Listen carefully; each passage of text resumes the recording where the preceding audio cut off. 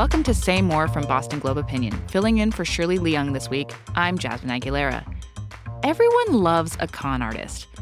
Okay, we don't love con artists, but we love learning about them and how they work. Tell one lie and tell another and keep going until you have the whole world duped. Some do it for money or access. Some do it for reasons hard to understand. The Boston Globe recently exposed an incomprehensible con, this time from a 33-year-old woman who posed as a destitute teenage high school student. Her name is Shelby Hewitt. Shelby enrolled in public high school under different names and created the identities of two social workers to legitimize a fake, harrowing backstory. But last year, it all came crashing down, leaving more questions than answers. Today's list, Commonwealth First Shelby Hewitt, 2384 CR 555 on for arraignment. Hewitt was arraigned earlier this year on several charges of fraud. How do you plead to those offenses, guilty or not guilty? Not guilty. Thank you. Patricia Wen is a reporter for Boston Globe magazine. She wrote several articles about Hewitt and knows more about the story than anyone else. Welcome, Patty, to Say More. Thank you. Thanks for having me. So, Patty, tell me, how did you even come across this Shelby Hewitt case to begin with? Well, the magazine editor had remembered that last year there was this criminal case that had been in the news about Shelby Hewitt and her arrest on various identity fraud charges, document forgery. But nobody had really gone much deeper than that. It was just like there was this strange woman who had committed this fraud. So he basically suggested that I go out there and try to find out more about her. And what did you find? What I found was this fascinating story about sort of this imposter in our midst, and that she's a highly unusual imposter, too, because she actually led two lives at once. As I understand it, most imposters kind of go all in. Like you're not who you are, and then you just go all in on a new identity. But in her case, she lived her life, as you mentioned, Shelby Hewitt, this kind of in her early 30s, millennial professional woman working as a social worker. She had an advanced degree.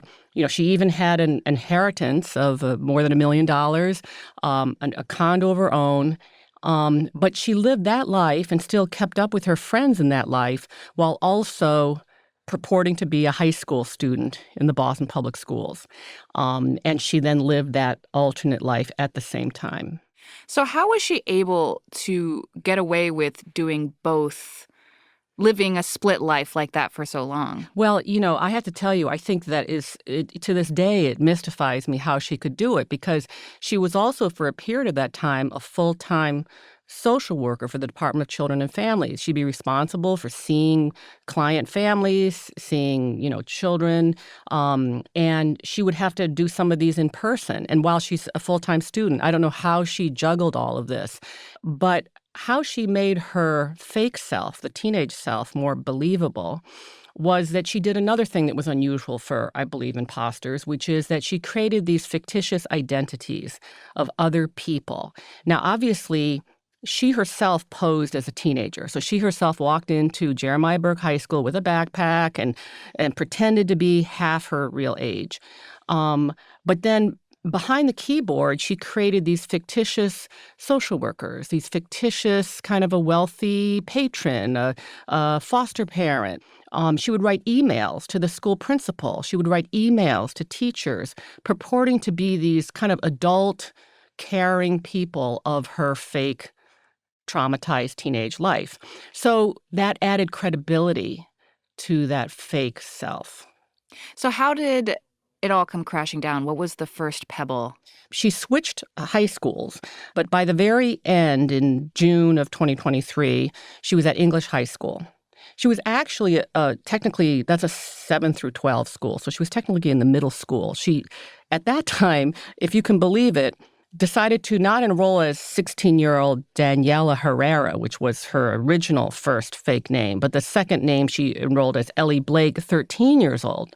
So she got even younger. While she was there, she purports that some other middle school kids were making fun of her. And oddly enough, making fun of her, saying something like, you look so old. You look like you could be my mother, okay? And so she complained of bullying. And the principal of the school got involved, And then that particular principal noticed some of the emails that had been coming from the alleged social workers who were supposed to care for this Ellie Blake. And in the email address, noticed that there was something irregular about the email address. It wasn't really the state DCF's agency email address, and then began asking questions. And then the police got pulled in, and then all the truth spilled out. So she was undone by an email address. Well, basically, yes. But oddly enough, she made that email address I can't really recite it right now, but it's something like state mass gov. It was like close enough that if you weren't looking carefully, it would look really authentic. Why would you go to so many lengths to create this web of support for yourself in this fake life instead of going through those lengths to create a web of support for your real life? With your real life? Yeah, well, I mean, this one woman who wrote a book about con artists said that, it isn't, while we typically think of con artists as creating a new self that's more glamorous, richer, sort of, whatever, wealthier than they really are, that there are con artists like her who kind of go downward in the socioeconomic kind of life. They do it, though, she says it's about power and about control. And what you're doing is you are basically able to manipulate people, and that is the emotional high that you get. So she lied to so many institutions and had pretty elaborate fake identities. I mean, she had stories about being sexually abused. She had stories about being in foster care. Like, she was a victim in her identities. They had these pretty elaborate, sad backstories. Do you think that the power that you gain from that is just trading on the currency of victimhood? Oh, definitely. I mean, I think that she realized by playing these roles that she had control, power, attention. And in my sort of interviewing people who study con artists, it's pretty clear that that is what they want. I mean, it's not all about money or necessarily or about conventional forms of glamour, but it is about that kind of control of other people. I guess that makes sense, but then there's so many other ways that you can get that control and power. Why this completely unhinged thing? I think this is a big mystery, and I think I spoke to many of her very closest friends that have known her since childhood, known her since college, and I think imagine if your best friend, who you felt you knew was actually an imposter at a high school, and living this double life. In fact, Shelby was the maid of honor in her best friend's wedding. I'm really, really nervous because Andrea is my best friend, and I just don't know if I could ever really do her justice. And she gave a toast at the wedding. I actually have the audio of this toast. And if you listen to it, you'll see that Shelby sounds very articulate, very funny. It's a heartwarming, affectionate toast that you would expect of a woman of her age who was very educated and caring and had many friends. And so over the last couple of years, she's become one of the most important and cherished relationships in my life. And she's gone from being my colleague to being my friend to being my sister. But as it turns out, on that weekend that she was giving this toast, she was already, the days before that and in the days after that, posing as a traumatized high school student in Jeremiah Burke High School.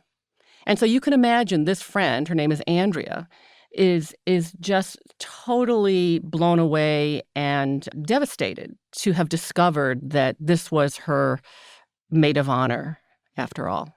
And what strikes me, too, about how strange this whole situation is if you get conned by a con artist or you're even in the orbit of a con artist, you have that feeling of betrayal, sure, but then there's also this person stole from me or this person took from me. What Shelby is taking from people isn't anything material. It's just sympathy. That's so weird. I know. She is. But I think that these friends, as I was even mentioning before, I think that they don't even really know how to understand this. There's kind of just a sense of incredible detachment they feel that she must have had to pull this off. I mean, she's looking at these dear friends of hers and completely lying. We may talk about these different psychiatric diagnoses and so forth, and I think sometimes they go to a place which is maybe sort of the last resort place that you go to when you face someone like this, which is this person a version of a psychopathic, sociopathic, some version of another kind of box that you just don't know how to explain. Yeah. And, something else that kind of struck me, too, is the idea that in reality, something like this happening is unhinged and weird. But there's movies about this happening that are rom-coms, like Never Been Kissed. Like, this is a movie waiting to happen.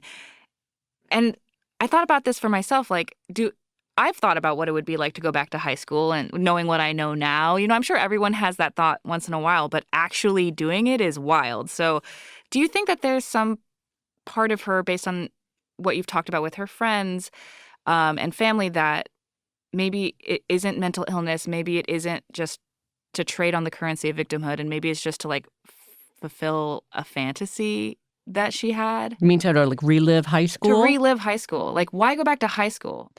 I do think people have theories as to why she went back to high school. I do think that her own high school experience was not optimal. She was, at that point, developed some mental health issues, anxiety. But she went to Sharon High School, which is a very good public high school around here in a comfortable suburb. My sense is the school gave her a lot of support. And so... But I don't really know why she exactly chose that route. Yeah. So where are we right now in the trial, and what is her defense? Her lawyer told me that he will be putting forth the defense that she has dissociative identity disorder, DID, which is what many of us think of in the past as a term called multiple personality disorder. And that essentially she has these different identities within her that sort of involuntarily come out at different times. And when they come out, you actually don't remember. Each personality doesn't remember what the other one said. So think of it as you get so drunk, you blacked out and you acted in a way and you don't remember how you acted. That's what he says. He has an expert that will attest to. But we'll see how this plays out. Right now, actually, I don't think there's a lot of evidence that we will see a full-blown trial. I think that there is a lot of sort of pretrial negotiations going on. People I've talked to say that this kind of a case typically would end in some sort of a plea deal, perhaps, but you never know. And I think with someone like Shelby Hewitt, she would have to agree to whatever the terms might be. So we don't know. More of my conversation with Patty Wen after this short break.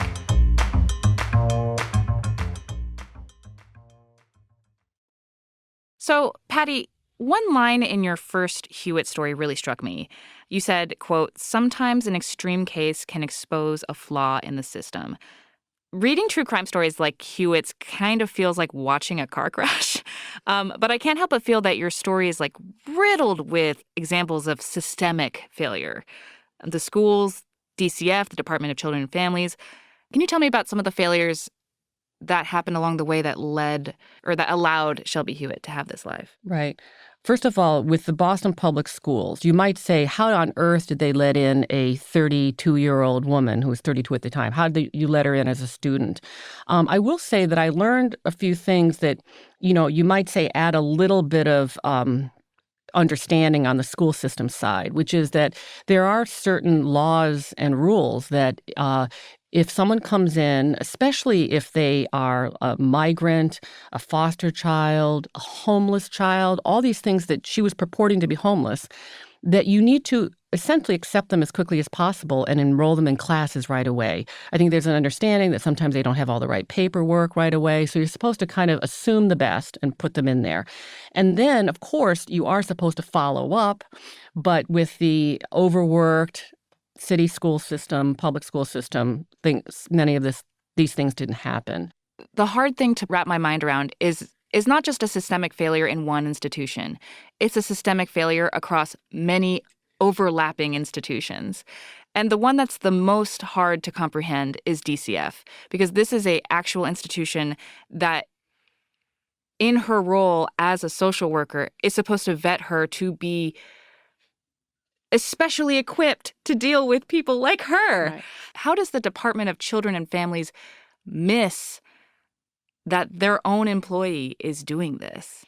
Well, I have to tell you, they have been so tight-lipped about it. All they do is hide behind the fact that there's a pending criminal case, confidentiality clauses regarding former employees. They have not really answered any questions. And I've also asked them, have you notified the families that were in her caseload, that they had basically someone overseeing them, probably making huge decisions about the children and their care, that she was actually an imposter pretending to be a high school student? They have not answered that question either, which to me is pretty basic, what you would do after discovering this. Do those families know? I don't know. But I mean, one thing that I learned, and I spent many years covering the Department of Children and Families, so this rings true to me, which is that if you were in her caseload, and say you were a parent who had troubles with your, providing for your children, and the state is now involved with you, and you have this state caseworker coming to your home once a month, that usually you don't welcome state involvement. So if she didn't show up, they were probably unlikely to complain. It's not like, oh, my DCF social worker hasn't been checking up on me. They might not be doing that. So I think that it might be a case where the supervisors weren't getting complaints. But nonetheless, you'd still think they would be in touch with her. They would regularly ask her how things were going. And I absolutely don't know what happened there. Yeah, so we don't know for sure how this happened, but what we do know is that there's a lack of accountability systems within DCF, because somebody is able to pull something like this off, and their caseload it's in their interest to not make waves and put a flag out there, which means that onus falls on the institution itself. And if they're not flagging it or finding it, then there's no one else who can. Right. Well, I mean, and I certainly don't know what they've done to look into how this was missed. My understanding is that, yes, she was out of the Lowell DCF office. Obviously, I've tried in various ways to reach families, but it's not easy. So I can't help but notice that throughout a lot of Hewitt's fraud, that she was taking advantage of schools and systems that are under-resourced. It's not like she was defrauding a private school. The majority of the kids in these high schools are Black and brown and from lower-income Boston families. What does that mean? What significance does that hold for you? Well, I do think that when you think about it, it's a system that she knew well as Shelby Hewitt, right? She was a DCF social worker, and so she knew very well sort of the language of how social workers write emails and talk to each other. And I don't know how involved she was with the Boston Public Schools, but she was involved in other urban school systems, so she knew, special education plans. She knew all the language of those things. So in some ways, I think she exploited the system that she knew well, and therefore may explain why she was particularly effective. So who do you see as the victims, the real victims of Shelby Hewitt's crimes? Wow. There's many. I mean, I do feel very badly for the people in the Boston public school system that bent over backwards. I think there were genuinely special ed teachers, principals who thought she was a sex-trafficked, traumatized foster child and really tried to go out of their way and help her. And so it's a real pity to think that all their energy that should have been spent on other children were spent on her. So I think the whole school system was victimized. Again, I don't know specifically what the casualties are in the DCF system, but clearly something went wrong there. I do feel, too, I know it may seem not as serious when I talk about her friends or close family. Like that might sound like, well, you got conned, that's your problem. But I do feel that many of them, they are victims. I mean, I think when I spoke to them one-on-one, I really did feel like they were devastated to learn the truth and to feel like they had been so cheated, and so betrayed. And I think that many of them now are still feeling certain kind of trust and mental health consequences of this because they were fooled so deeply and so badly. And I think they're even now kind of recovering from it. And one reason why the story makes me sad is also because I worry that it could make people less trusting. You know, in your story, you explain that there are reasons why schools have the policy of admitting students right away and reviewing the documents later, that they don't want the bureaucracy to get in the way, all of that. Do you think this case could lead to a backlash against that policy? Mm. Well, I don't think that policy can change overnight, so it probably won't lead to a backlash. I do know the Boston Public Schools, though, has instituted, they say, a policy where for every foster child that's in the system, they will make a phone call through a DCF landline, too, not a cell phone, to be absolutely sure that they're an actual DCF foster child. So they're trying to guard against that. What this case exposes is that there's opportunity to con in every aspect of all these institutions. I would think you would put all of your energy in vetting foster parents. You would think that people would want to con that, not foster children. I know. Sometimes it's really hard to know how to react to this. Like, is this just a one-off? Like, in life, there's always going to be these one-offs, right? And so you really can't create policies and systems against the one-off. And so maybe that is what this is. And so I think perhaps you could say society should not overcorrect and then change everything just to guard against the next Shelby Hewitt. But I do think there are some lessons to be learned here in terms of, I think people might have been more likely to be conned because you wouldn't expect someone to choose to be a forlorn, traumatized foster child. So one should beware that there may be people who'd pose in that direction. That might be something to look out for. But also, I think with a lot of things, when things don't quite add up, like now in retrospect, sometimes the friends are saying, yeah, sometimes she would be kind of caught in a mini lie. And then when one of the friends would confront her, she'd have kind of like a little hissy fit or something. And they would just kind of allow themselves to be intimidated by it and not challenge her. And I think, you could say that, maybe many of us, when confronted with this, should be more willing to challenge a few things. That's actually a perfect segue to my last question. Assuming that this isn't a one-off, why is this story important to you?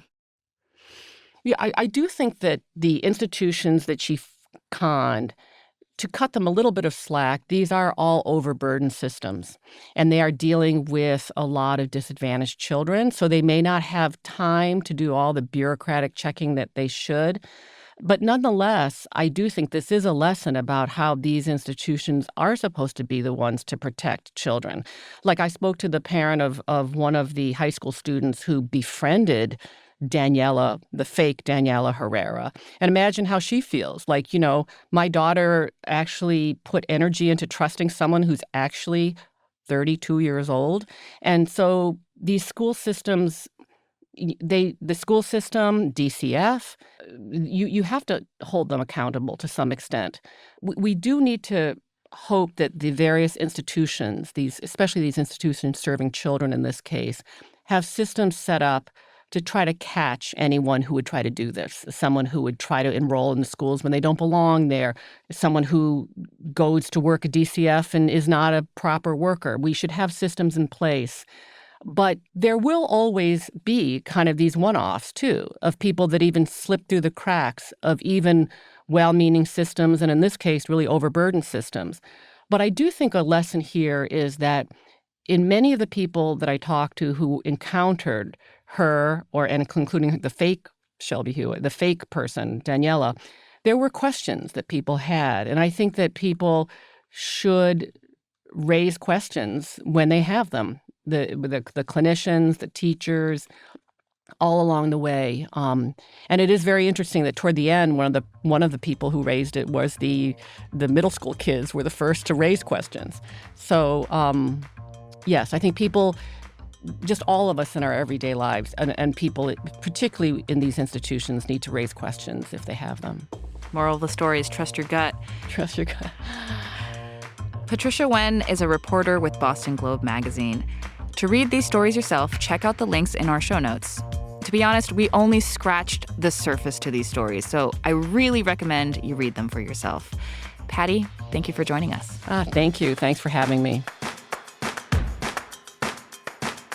Say More is a production of the Boston Globe. Today's episode was produced by Anna Kuzmer. Our editor is Jim Dow. Our engineer is Uzair Ahmed. Our music is from APM Music. If you like the show, please follow us and leave a review on Apple, Spotify, or wherever you get your podcasts. You can email us at saymore@globe.com. I'm Jasmine Aguilera. Thanks for listening.